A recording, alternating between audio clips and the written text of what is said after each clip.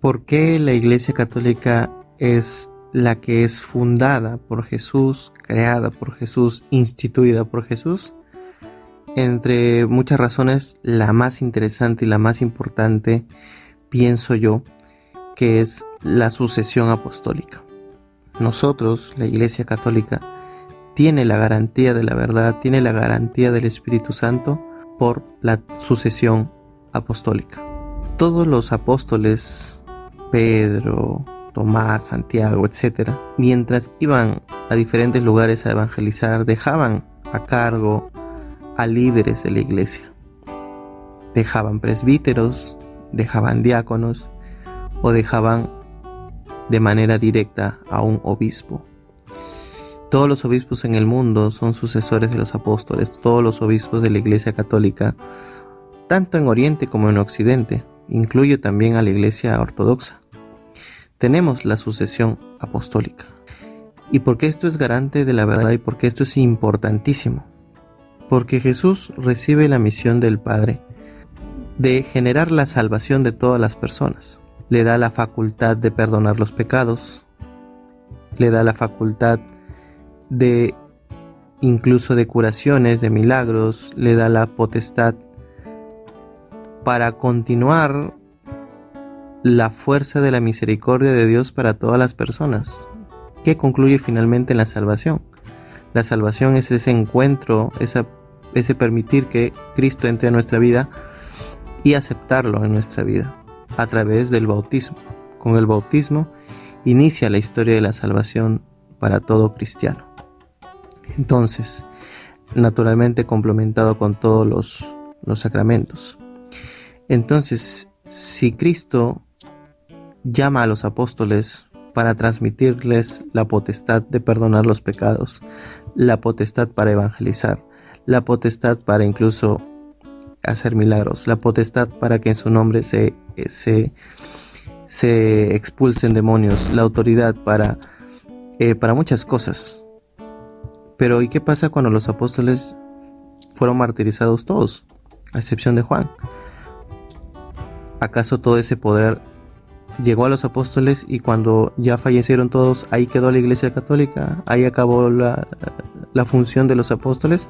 Pues no, los apóstoles dejaron a sus sucesores, que son los obispos, para continuar con esta misma misión que hacía Jesús: hablar del reino, expulsar demonios, hacer curaciones, bautizar, hacer real el sacramento de la Eucaristía que Cristo le instituyó en la última cena, perdonar los pecados, etcétera, etcétera, etcétera.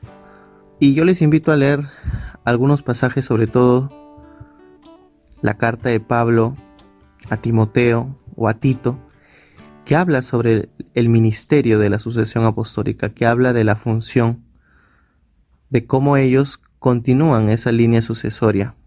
Y hay muchos casos en la Biblia, en el Nuevo Testamento naturalmente, que habla sobre la sucesión apostólica. Obviamente los apóstoles no iban a durar para siempre y tenían que dejar a cargo a líderes de la iglesia para que sigan continuando la misma misión que Cristo les encomendó a los apóstoles.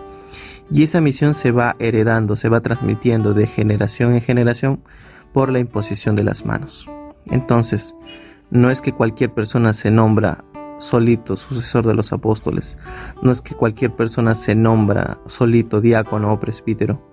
Necesita recibir la imposición de las manos en primer lugar y de manera principal por el sucesor de los apóstoles, en este caso un obispo. Todos los obispos, para instituir a un diácono, instituir a un presbítero e incluso para instituir a otro obispo, necesitan la imposición de las manos. Entonces, esa sucesión apostólica genera esa garantía. Un caso particular, el caso de Simón Pedro. Fallece Simón Pedro y le sucede alguien que recibió la imposición de sus manos, que fue Lino. Y Lino hizo lo mismo con Cleto, y Cleto hizo lo mismo con Clemente, y Clemente lo hizo con Sixto, luego con Corlenio, Cipriano, etcétera, etcétera, etcétera, etcétera, hasta llegar a Juan Pablo I, Juan Pablo II, Benedicto XVI, y finalmente el Papa Francisco. Entonces hay toda una línea sucesoria de los apóstoles. Así como hoy hay una línea para Pedro, hay una línea sucesoria para Andrés, para Tomás, para Santiago y los demás apóstoles. Sobre todo las iglesias más conocidas tienen ese respaldo de la solidez de la sucesión apostólica, que son la iglesia de Roma, la iglesia de Jerusalén, la iglesia de Antioquía, la iglesia de Éfeso, iglesias como también la iglesia egipcia o la Alejandría. En la India también hay un sucesor de Tomás, etcétera, etcétera, etcétera. Estas iglesias donde los apóstoles llegaron en primer lugar, Constantinopla, también Antioquía, Grecia, tienen esas características de tener esa sucesión apostólica, tanto en Occidente como en Oriente. Aunque es importante recordar que la Iglesia Católica Apostólica Romana tiene dentro de sí 23 iglesias complementarias con la latina.